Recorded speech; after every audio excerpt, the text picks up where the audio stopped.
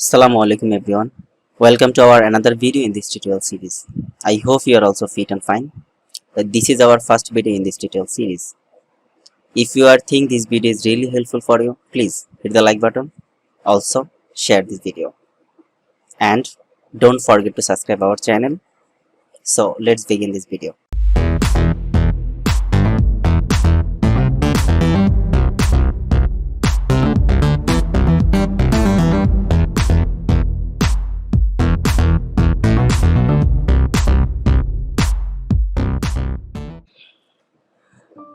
আচ্ছা, তো আমরা প্রথমেই ইলাস্ট্রেটর সফটওয়্যারটা সম্পর্কে একটু ধারণা নিয়ে নিই।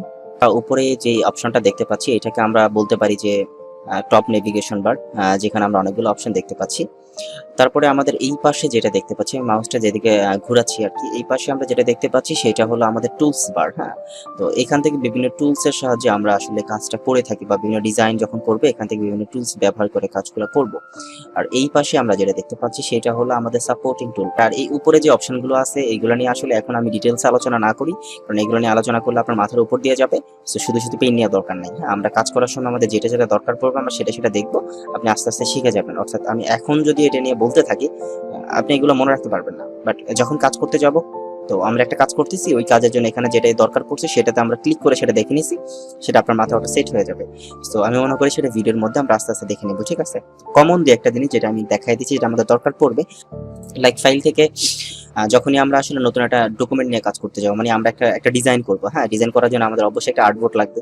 তো আমরা এই আর্টবোর্ডটা নেওয়ার জন্য এখান থেকে নিউতে যাবো, নিউতে গিয়ে একটা আর্টবোর্ড নিতে হচ্ছে। তো এটা নিয়ে আমি একটু কথা বলে নিই, এই ডায়লগ বক্সটা নিয়ে একটু কথা বলি। আচ্ছা, তো এখানে হলো একটা নেম বলে একটা অপশন আসছে। হ্যাঁ, এখানে নেমটা হলো আপনি ফাইলটা কোন নামে সেভ করবেন এটা একটা নাম দিবেন। তো এটা চাইলে আপনি পরেও দিতে পারবেন। এখানে প্রোফাইল বলে একটা অপশন আছে। তো এখানে অনেকগুলো অপশন আছে, এখানে প্রিন্ট আছে, ওয়েব আছে, ডিভাইস আছে, ভিডিও এন্ড ফিল্ম, এরকম অনেকগুলো অপশন আছে। তো এইটার কাজ কি? এটা হলো যে যদি আপনি প্রিন্ট মিডিয়ার জন্য কাজ করেন, হ্যাঁ, তাহলে আপনি প্রিন্ট সিলেক্ট করবেন। বা আপনি যদি ওয়েবের জন্য কাজ করেন, লাইক আপনি কোনো ওয়েবসাইটের ব্যানার বানাতে চাচ্ছেন, পুরো লোগো বানাতে চাচ্ছেন, এই টাইপের কোনো কাজ করতে গেলে আপনি ওয়েব সিলেক্ট করবেন। তারপরে এইভাবে আসলে ডিভাইস বা ভিডিওর কাজ করলে এগুলো সিলেক্ট করতে পারেন, ঠিক আছে? এই হলো ব্যাপার, এগুলো তেমন কিছুই না। আচ্ছা, তারপরে এখানে আরেকটা অপশন দেখতে পাচ্ছি আমরা, যেটা হলো নাম্বার অফ আর্টবোর্ড। তো নাম্বার অফ আর্টবোর্ড হলো যে আমরা আসলে কোনো কাজ করতে গেলে, লাইক ধরেন আমি কোনো একটা ব্রুশিয়ার ডিজাইন করতে যাচ্ছি। একটা ব্রুশিয়ার আসলে নরমালি একটা ব্রুশিয়ার 3 পাতা 5 পাতা এরকম অনেকগুলা মানে অনেকগুলা পৃষ্ঠা হয়ে থাকে। তো সেক্ষেত্রে আমাদের অনেকগুলা আর্টবোর্ডের দরকার পড়ে। সেক্ষেত্রে আমরা এখান থেকে চাইলে আর্টবোর্ডের সংখ্যা বাড়ায় নিতে পারি। লাইক এখন আমি একটু দেখাচ্ছি, এটা হলো একটা আর্টবোর্ড দেওয়া আছে, আমি এখানে ওকেতে ক্লিক করলাম, দেখেন এখানে একটা আর্টবোর্ড আসছে, তাই না? তো এখন আমার যদি মনে হয় যে আপনার মাল্টিপল আর্টবোর্ড দরকার, সেক্ষেত্রে আপনি যেটা করতে পারেন, এখানে যতটা ইচ্ছে ততটা আপনার আর্টবোর্ড দিয়ে নিয়ে নিতে পারেন। নিয়ে জাস্ট এখানে ক্লিক করেন, দেখেন এখানে অনেকগুলো আর্টবোর্ড চলে আসছে। জাস্ট এতটুকু, এটার আর তেমন কোনো কাজ নেই, ঠিক আছে? আচ্ছা, আমরা আবার ওটাতে চলে যাই। সো এরপরে দেখেন এখানে কিছু, এখানে একটা অপশন আছে সাইজ। তো এখানে সাইজ বলতে এখানে ডিফল্ট একটা সাইজ দেওয়া আছে, like A4 size, A3 size, V5 size এবং V4 সাইজ এবং লেটার সাইজ। এখানে অনেকগুলো সাইজ দেওয়া আছে। তো আপনার যদি মনে হয় যে আপনার এখান থেকে স্পেসিফিক কোনো সাইজ নিয়ে কাজ করতে চান, আপনি সেটা সিলেক্ট করে কাজ করতে পারেন। এছাড়াও আপনি এখান থেকে না সিলেক্ট করেও আপনি যেটা করতে পারেন, ডিরেক্টলি এখানে উইথ এবং হাইট দিয়ে আপনি আপনার আর্টবোর্ডটা সিলেক্ট করে নিতে পারেন। হ্যাঁ, আচ্ছা, এখানে একটা ইম্পর্টেন্ট একটা জিনিস, সেটা হলো ইউনিটস দেওয়া আছে। আপনি যখন কাজ করতে যাবেন, এই ইউনিটসটা আপনি যখন আপনার মতো করে সিলেক্ট করে নিতে পারবেন। লাইক আপনি পয়েন্টে কাজ করতে চান, ইঞ্চিতে কাজ করবেন, না পিক্সেলে করবেন, না মিলিমিটারসে করবেন, তো এইগুলো এখান থেকে আপনি চুজ করে নিতে পারেন। এটা নর্মালি ইঞ্চিতেই থাকে, আর এটা ইঞ্চিতে থাকাতেই, মানে ইঞ্চিতে থাকাটাই বেটার, এটা নাড়াচাড়া না করাই ভালো যদি একান্তই আপনার রিকোয়ারমেন্ট না থাকে। হ্যাঁ, আচ্ছা, আর এরপরে এখানে একটা অপশন আছে যে ব্লিড এরিয়া। আচ্ছা, ব্লিড এরিয়াটা একটু আলোচনা না করলে নাই হবে, এটা নিয়ে অনেকের একটু প্রবলেম থাকে। আচ্ছা, ব্লিড এরিয়াটা হলো যে নর্মালি এখানে যে আর্টবোর্ডটা এখন দেখা যাচ্ছে, এই আর্টবোর্ডটা হলো কি, এই এখান থেকে এতটুকু পুরোটার ভিতরে আসলে এই পুরোটা আসলে একটা আর্টবোর্ড, তাই না? তো এইটা আমরা যখন ডিজাইন করার সময় যেটা হয়, আমরা কিন্তু ফুল আর্টবোর্ডে আমাদের কন্টেন্ট রাখি না। আমরা যেটা করি, আপনি আপনার বই দেখেন বা যে কোনো একটা কিছু দেখেন, বা আপনার হাতের সামনে যদি কোনো ডিজাইন থাকে আপনি একটু খুলে দেখেন, যেটা দেখবেন যে কোনো ডিজাইন করলে আমাদের যে কন্টেন্টগুলো থাকে, এই কন্টেন্টগুলো একটু ভিতরে থাকে। হ্যাঁ, আমি একটু ছোট করে নিচ্ছি। কন্টেন্টগুলো একটু ভিতরে থাকে, লাইক ধরেন এরকম। তো এটা যেটা হয় যে আমার যত কন্টেন্ট আছে সবগুলো কন্টেন্ট এইটুকুর ভিতরে থাকবে, আর বাকি অংশের ভিতরে আমাদের কোনো কন্টেন্ট যাবে না। ডিজাইন যেতে পারে, সেটা সমস্যা নেই। ধরেন আপনার লেখা বা কোনো ইম্পর্টেন্ট কোনো একটা তথ্য, সেটা এই কন্টেন্ট এই এরিয়াটুকুর বাইরে যাবে না, মানে এতটুকুর মধ্যে আমার টোটাল কাজটা থাকবে। তো এটাই আসলে মূলত, আর এই বাকি যে অংশটুকু, এটাকে আমরা বলতে পারি ব্লিড এরিয়া, মানে যেখানে আমার কোনো কন্টেন্ট যাবে না, এই অংশটা ফাঁকা থাকবে, এটাকে আমরা বলতে পারি ব্লিড এরিয়া। তো এইটা যদি আপনি চাইলে এখান থেকে ম্যানুয়ালি এভাবে নিতে পারেন। এছাড়া চাইলে যখন আপনি নতুন একটা ডকুমেন্ট ওপেন করবেন তখন নিয়ে নিতে পারেন এখান থেকে আপনি যতটুকু রাখতে চান। লাইক আমি এখানে ব্লিড এরিয়া দেখুন 3.75 রাখতে চাই, তাহলে দেখেন একটা আমি যখন ডকুমেন্ট ওপেন করলাম, দেখেন এখানেই যে এতটুকু একটা অংশ ফাঁকা, একটা ব্লিড এরিয়া চলে আসছে। এর মানে হলো এইটুকু অংশ আমার ডিজাইন যাবে না, মানে এখানে আমার কোনো কন্টেন্ট থাকবে না, এটা ফাঁকা থাকবে, এটাই আসলে ব্লিড এরিয়া। ঠিক আছে, আচ্ছা। তো এরপরে যেটা ছিল আমরা একটু দেখি। আচ্ছা, এরপরে এখানে যেটা ছিল আমাদের ব্লিড এরিয়ার পরে এখানে একটা অ্যাডভান্স একটা অপশন আছে, একটু দেখি আমরা। এটাতে হলো কালার মোড। কালার মোড হলো সিএমওয়াই তে। নরমালি আমরা যখন প্রিন্ট মিডিয়ার জন্য কাজ করি তখন সেটা সিএমওয়াই কে থাকে কালার মোড, অর্থাৎ সায়ান, ম্যাজেন্ডা, ইয়েলো, ব্ল্যাক, এই চারটা কালারের সমন্বয়ে মানে সিএমওয়াই কে হয় মূলত। এটা হলো প্রিন্ট মিডিয়ায় কাজ করে চারটা কালার নিয়ে। আর এখানে আছে আরজিবি, যদি আমরা ওয়েবে কাজ করতে চাই, ঠিক আছে, তখন আমরা আরজিবি কালারটা চুজ করবো, যেটা হলো রেড, গ্রিন, ব্লু, এই তিনটা কালারের সমন্বয়ে তৈরি। ঠিক আছে, আর এইগুলা আপনার ধরার দরকার নেই, এগুলো যেভাবে আছে এগুলাই রেখে দেন, এগুলো নিয়ে ঘাটাঘাটি করার কোনো দরকার নেই। আচ্ছা, তো আমরা একটা নিউ ডকুমেন্ট ওপেন করে নিচ্ছি।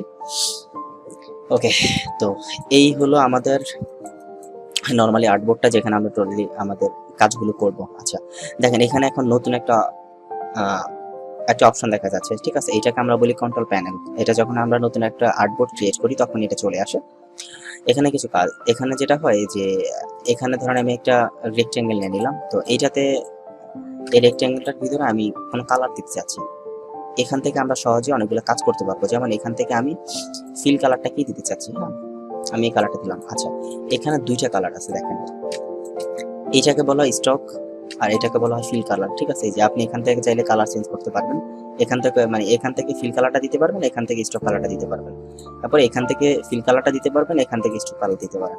এছাড়াও আপনি চাইলে এখান থেকেও দিতে পারেন, এই যে এখানে এবং এখানে, মানে তিনটা জায়গা থেকে আপনি চাইলে দিতে পারেন। ঠিক আছে, তো আমার আসলে এটা উদ্দেশ্য না, আমার যেটা বোঝানোর উদ্দেশ্য সেটা হলো দেখেন এই যে চিকন যে অপশনটা, মানে চিকন যে দাগটা দেখা যাচ্ছে, এটা হলো স্টক।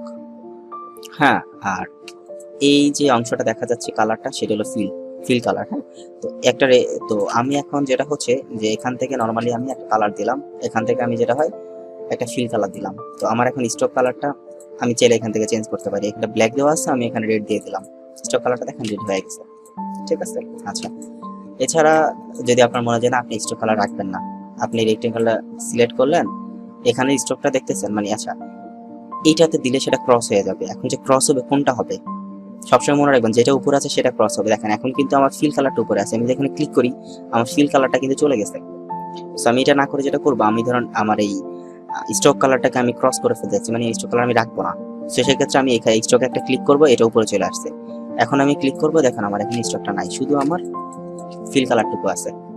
ঠিক আছে, তো আশা করি এই ছোট ব্যাপারটা বুঝে গেছেন। আচ্ছা, এছাড়া দেখেন এখানে হলো এই আমরা স্টকটা নাই বলে আমাদের একটা অপশন আছে, আমি এখানে থেকে স্টকটা দিয়ে দিলাম। দেখেন এখানে হলো যেটা হয় আমার স্টকটা নরমালি বাই ডিফল্ট, এখানে আমি স্টকটা বাড়াচ্ছি, এখানে স্টকের ওয়াইটা দিলাম 1.25, যেটা আপনি এখান থেকে বাড়াতে পারেন। এই যে আমি স্টকটা বাড়াতে পারি, এখানে সিলেক্ট করে আমি স্টকটা বাড়াইতে পারি, আপনার যতটুকু দরকার আপনি স্টকটা নিয়ে নিতে পারেন।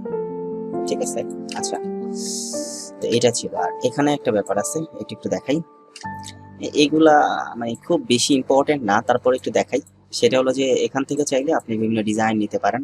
এটা নর্মালি বাই ডিফল্ট এখান থেকে ইউনিফর্মটা সিলেক্ট করা আছে, এখান থেকে চাইলে আপনি এটা ক্লিক করতে পারেন। এটা দেখেন, এটা এভাবে বুঝতে গেলে একটু স্টকটা আমি বাড়াই দিচ্ছি, তাহলে বুঝতে পারবেন। দেখেন এখানে একটা ডিজাইন চলে আসছে, ঠিক আছে, স্টকের মধ্যে। লাইক আমি এরকম চাইলে এরকম নিতে পারি, চাইলে এরকম দিতে পারি, চাইলে এমন দিতে পারি, এটা আসলে আমার উপর ডিপেন্ড করে যে আমি কিরকম চাচ্ছি। আর এছাড়া এখানে আরো কিছু ব্যাপার আছে, এখানে বেসিক এগুলো আসলে মূলত ব্রাশ বলা যায়, এক কথা এগুলো ব্রাশই একরকম। আপনি চাইলে স্টকের উপরে বিভিন্ন ব্রাশের বিভিন্ন ব্রাশ ইউজ করতে পারেন। যেমন আমি এখানে যদি ক্লিক করি আমার স্টকটা একটা ব্রাশ, মানে এরকম একটা ডিজাইন চলে আসছে। তারপরে আমি যদি এইটাতে ক্লিক করি তাহলে এরকম একটা ডিজাইন চলে আসছে, ঠিক আছে। আচ্ছা, এই ছিল এটার ব্যাপার। আর এছাড়া এখানে হলো অপাসিটি বলে একটা অপশন আছে, সেটা হলো যে আমার যে রেক্টেঙ্গেলটা আছে, হ্যাঁ, এটা এখন 100% অপাসিটি আছে, অর্থাৎ ফুল ভিজিবল। আমি এখান থেকে চাইলে অপাসিটি কমাই দিতে পারি, যত কমাবো তত আস্তে আস্তে সেটা ইনভিজিবল হবে। লাইক 90% দিলাম, একটু কম দেখা যাচ্ছে, 40% দিলাম, আরো কম দেখা যাচ্ছে, 0% দিলাম, 0% দিলাম, সেটা এখন দেখাই যাচ্ছে না, ঠিক আছে। তো আমি এখান থেকে 10% দিলাম, আর একটু কম দেখা যাচ্ছে, আর একটু বেশি দেখা যাচ্ছে। তো এইভাবে হলো যে 100% পর্যন্ত আছে, আপনার যতটুকু দরকার ততটুকু আপনি অপাসিটি বাড়িয়ে কমিয়ে নিতে পারেন, এটা আপনার কাজের উপর বেস করে। আচ্ছা, এরপরে এখানে স্টাইল বলে একটা অপশন আছে, এখানে বাই ডিফল্ট 2-3টা স্টাইল দেওয়া আছে, বিভিন্ন ডিজাইন এটার মধ্যে চলে আসবে আর কি, ঠিক আছে। এগুলো একটা আলপনা টাইপের ডিজাইন চলে আসলো। আচ্ছা, এটা আমি এখান থেকে নান করে দিলাম, ফাইন, ঠিক আছে। আচ্ছা, তো এইগুলো ব্যাপার ছিল। আর এইগুলো হলো যে আপনার x অক্ষ y অক্ষ বরাবর আপনার এটা কতটুকু আছে এটা দেখাচ্ছে, আর এই হলো আপনার উইথে কত আছে, হাইটে কত আছে। এই যে আপনার শেপটা নিছেন, এটা উইথ কত হাইট কত এটা এখানে শো করতেছে, ঠিক আছে। যেমন এই যে আমাদের এখানে উইথের দিকে যদি আমি বাড়াই, দেখেন এখানে দেখেন, আপনি উপরে লক্ষ্য করেন উইথটা এখানে বেড়ে গেছে, আমি হাইটের দিকে বাড়াই, এখানে হাইটটা বেড়ে গেছে। তো এইসব বেসিক ইনফরমেশন যেগুলো এখানে দেওয়া থাকে। আচ্ছা, এছাড়া যেটা হয়, আমরা আজকে কিছু শর্টকাট কি দেখি নেই, যেগুলো আমাদের প্রতিনিয়ত কাজ করতে গেলে লাগবে। এটা হলো যে ধরেন আমার জুম করা লাগবে, হ্যাঁ, তো আমরা জুম কিভাবে করব? জুম করার জন্য যেটা করতে পারেন, অনেকগুলো অপশন আছে, সেগুলোর পর কন্ট্রোল যে কিটা আছে সেটাতে প্রেস করে ধরে রাখবেন, ধরে রেখে আপনি যদি কিবোর্ড থেকে প্লাস আইকনে ক্লিক করেন, আপনি দেখেন জুম হচ্ছে। আবার যদি মাইনাস আইকনে ক্লিক করেন, মানে কন্ট্রোলটা চাপ দিয়ে ধরে রেখে যদি মাইনাসে ক্লিক করেন, তাহলে জুম আউট হচ্ছে এবং জুম ইন হচ্ছে, ঠিক আছে। আচ্ছা, এটা হলো জুম করার একটা প্রসেস গুলো। আর জুম করার আরেকটা প্রসেস হলো আপনার কন্ট্রোল এবং স্পেস বার চেপে ধরে আপনি যখনই এরকম একটা প্লাস আইকন চলে আসে, দেখছেন কন্ট্রোলের পরে যখন আপনি কন্ট্রোল আর স্পেস বার চাপবেন, তখন দেখবেন একটা প্লাস আইকন চলে আসবে। প্লাস আইকনের পরে আপনি যেটা জুম করা থাকে জাস্ট ঠিকানাটা ক্লিক করবেন। এই যে ক্লিক করতেছি আর জুম হচ্ছে, ক্লিক করতেছি জুম হচ্ছে, ঠিক আছে। ক্লিক অবশ্যই আপনার মাউসে যেটা করবেন, লেফট যেই বাটনটা আছে সেটা ক্লিক করবেন, তাহলে সেটা জুম হবে। আপনি যদি জুম আউট করতে চান তাহলে যেটা করবেন, কন্ট্রোল চাপবেন, অল্টার বাটনটা চাপবেন, তারপরে স্পেস বারটা চাপবেন, দেখেন একটা মাইনাস চিহ্ন চলে আসছে। এখন আপনি ক্লিক করেন, আস্তে আস্তে কিন্তু জুম আউট হচ্ছে, ঠিক আছে। দুইটা প্রসেস গেছে। আরেকটা প্রসেস আছে, সেটা হলো যে কন্ট্রোলটা চাপ দিয়ে স্পেসটা চাপ দিয়ে সেম ভাবে ক্লিক না করে আপনার যতটুকু অংশ জুম করা দরকার ততটুকু অংশ আপনার মাউসের রাইট বাটনটা ক্লিক করে এভাবে ড্র্যাগ করবেন, ড্র্যাগ করে এভাবে ছেড়ে দিবেন, দেন অতটুকু অংশ কি হবে, জুম হয়ে যাবে, ঠিক আছে। কারণ আমার এতটুকু অংশ দরকার, আমি যেটা করব, এইটুকু অংশ ড্র্যাগ করবো, এইটুকু অংশ জুম করে ফেললাম, ঠিক আছে। তো এই একটা অপশন। আচ্ছা, আরেকটা ব্যাপার হলো, এই যে দেখেন আমি আর্টবোর্ডটা এদিক সেদিক করে নাড়াচাড়া করতে পারছি, এই যে একটা হাতের চিহ্ন আসছে, এটা কিভাবে আসছে? দেখেন আমার জুম করাতে আমি এতটুকু দেখতে পাচ্ছি, আমি ওদিকে যাওয়া দরকার, আমি যাইতে পারতেছি, কিভাবে যাব? এই যে হাতের চিহ্নটা আনছি, কিভাবে যাচ্ছি, ঠিক আছে। এইটা যাওয়ার যে অপশনটা, এটা এভাবে যাওয়ার যে অপশনটা, সেটা হলো আপনি জাস্ট স্পেস বারে চাপ দিবেন, চাপ দিলে দেখবেন একটা হাতের চিহ্ন আসছে, স্পেসে চাপ দিয়ে আপনি যেদিকে ইচ্ছে এদিকে মুভ করতে পারেন, ঠিক আছে। জাস্ট স্পেসে চাপ দেওয়ার পরে আপনার মাউসের যে লেফট বাটনটা আছে সেটা ক্লিক করে এদিক সেদিক নাড়াচাড়া করতে পারবেন। তো এই ছিল বেসিক যে ব্যাপারগুলো, এগুলো। তো এতক্ষণ তো আমরা ইলাস্ট্রেটরের যে বেসিক যে জিনিসগুলো ছিল সেগুলো জেনে নিয়েছিলাম। আমি চেষ্টা করছিলাম আসলে যতটা সহজভাবে আপনাদের বোঝানো যায়, এবং খুব আস্তে আস্তে করে আমি চেষ্টা করছি সবগুলো জিনিসগুলো আপনাদের মোটামুটি বুঝিয়ে দেওয়ার জন্য, মানে বেসিক যে ব্যাপারগুলো যেটা আপনার প্রতিনিয়ত কাজ করতে গেলে লাগবে। তো আমি যা কিছু এতক্ষণ পর্যন্ত দেখাইছি কয়েকবার ট্রাই করেন। আচ্ছা, তো এখন কথা হচ্ছে আমরা কিন্তু সব কাজ করে ফেললাম, কিন্তু এখন ফাইল সেভ করে দেখি না যে আসলে কিভাবে ফাইলটা সেভ করতে হয়। তো ফাইলটা সেভ করার যে অপশনটা, সেটা আপনি ফাইলে যাবেন, ফাইল থেকে এখানে সেভ একটা অপশন আছে, চাইলে সেভ থেকে সেভ করতে পারেন। এছাড়াও এটা শর্টকাট হলো কন্ট্রোল এস ক্লিক করতে পারেন, সেটা দিলে আপনার সেভ অপশন আসবে, এবং এখান থেকে ফাইল থেকে ডিরেক্টলি সেভও যেতে পারেন। সেভ করলে এখন আপনার যেটা হবে, আপনার একটা ফোল্ডার সিলেক্ট করে দিতে হবে আপনি কোথায় সেটা সেভ করতে যাচ্ছেন, ঠিক আছে। তো আমি এখানে ফোল্ডার সিলেক্ট করলাম, ধরেন এখানে আমি জাস্ট দিলাম যে like flyer design, flyer DSI flyer design নামে আমি ফাইলটা সেভ করতেছি, ফাইলটার নাম দিলাম। আর এখানে ফরম্যাটটা দেখেন, হ্যাঁ, এই যে ফাইলের টাইপটা কিন্তু এআই ফরম্যাট আছে। ইলাস্ট্রেটর ফাইলগুলো নরমালি এআই ফরম্যাটেই থাকে, তো আপনি চাইলে এখান থেকে ফরম্যাট চেঞ্জ করে নিতে পারেন, সেটা রিকোয়ারমেন্ট অনুযায়ী। বা আরেকটা ফরম্যাটে নরমাল ইলাস্ট্রেটর ফাইলগুলো আমরা সেভ করে থাকি, সেটা হল ইপিএস, এই দুটো ফরম্যাটে সেভ করি। আর বাকি যে ফরম্যাটগুলো আছে সেগুলো যদি আপনার দরকার পড়ে আপনি দেখে নিন, যদি প্রয়োজন মনে করেন তাহলে সেভ করতে পারেন, ঠিক আছে। আচ্ছা, তো আমি এটা এআই ফরম্যাটে রাখলাম, এরপরে সেভ দিবেন। সেভ দেওয়ার পরে এরকম একটা ডায়লগ বক্স আসবে, এগুলো কিছু চেঞ্জ করার দরকার নেই, আবার ওকেতে ক্লিক করেন, আপনার ফাইলটা সেভ হয়ে গেছে। এখন যদি আমরা ফাইলটা ওপেন করতে চাই, এখান থেকে ফাইল থেকে ওপেনে যেতে পারি, এই যে ফ্লায়ার ডিজাইন নামে দিছি আমরা, দেখেন। আচ্ছা, এখানে ফাইলটা অলরেডি ওপেন করা আছে, তাই এখানে একটা নোটিশ দেখাচ্ছে। আমি এখান থেকে ফাইলটা ক্লোজ করে দিচ্ছি। এখন আমি ওপেন করি এখান থেকে ফাইলটা, এই যে আমাদের ফাইলটা কিন্তু ওপেন হয়ে গেছে। আচ্ছা, তো এই ছিল আজকের ভিডিও। তো আশা করি এতক্ষণ পর্যন্ত যা কিছু আলোচনা করছি এগুলা মোটামুটি আপনারা বুঝতে পারছেন। আচ্ছা, ভিডিওটা শেষ করার আগে আমি কমন কয়েকটা প্রশ্নের অ্যান্সার দিয়ে যাচ্ছি, যেটা হয়তো আপনার মাথায় ঘুরপাক খাচ্ছে। যদি আপনি অ্যাজ এ বিগিনার হন, যে আপনি প্রথম ইলাস্ট্রেটর সফটওয়্যারটা শিখতে আসছেন, তো মার্কেটে অনেকগুলো সফটওয়্যারের ভার্সন পাওয়া যাচ্ছে, বা অনেকে কেউ বলে ভাই এটা শিখো, কেউ বলে ওইটা শিখো, আমি আসলে কোনটা শিখবো? হ্যাঁ, এরকম একটা গজামিল টাইপের যদি কোনো প্রবলেম করে থাকেন, তাহলে সেটার জন্য আমি একটু শর্টলি একটা অ্যান্সার দিয়ে দেই। আসলে আপনার ইলাস্ট্রেটর সফটওয়্যারটা শিখতে হবে। এখন ভার্সন যে ব্যাপারটা আছে, এইটা আপনার মাথা থেকে ঝেড়ে ফেলেন। আপনার প্রথমে আপনি আপনার কম্পিউটার দিকে তাকান, তাকিয়ে আপনার কনফিগারেশনটা চেক করেন। যদি দেখেন যে আপনার কম্পিউটার কনফিগারেশন অনেক বেশি ভালো, তাহলে আপনি যেটা করতে পারেন, ইলাস্ট্রেটর যে সিসি যে ভার্সনটা আছে সেটা ইউজ করতে পারেন। হ্যাঁ, আর যদি মনে করেন যে না আপনার কনফিগারেশনটা লো কোয়ালিটি, তাহলে আপনি নরমাল যে ভার্সনগুলো আছে লাইক ইলাস্ট্রেটর 6টা ইউজ করতে পারেন। সেটা যেই কোনো মানে ব্যাকডেটেড যে পিসি গুলো, সেগুলোর ভিতরে খুব ভালোভাবে কাজ করে। তো এখন যদি বলেন যে ভাই তাহলে আপডেট ভার্সনটা আমি কেন ইউজ করব না, বা আপডেট ভার্সনের ফ্যাসিলিটি কি আর ওই আগের ভার্সনগুলোর ফ্যাসিলিটি, এটা নিয়ে যদি কথা বলতে চাই, তাহলে আরেকটু ছোট্ট করে বলে দিই। সেটা হলো যে আপনি ইলাস্ট্রেটর সিসি দিয়ে যে কাজটা করতে পারবেন, 6ও সেম কাজটাই করতে পারবেন। এখন কথা হচ্ছে যে সিসি আর 6 এর মধ্যে পার্থক্যটা কি, তাই না?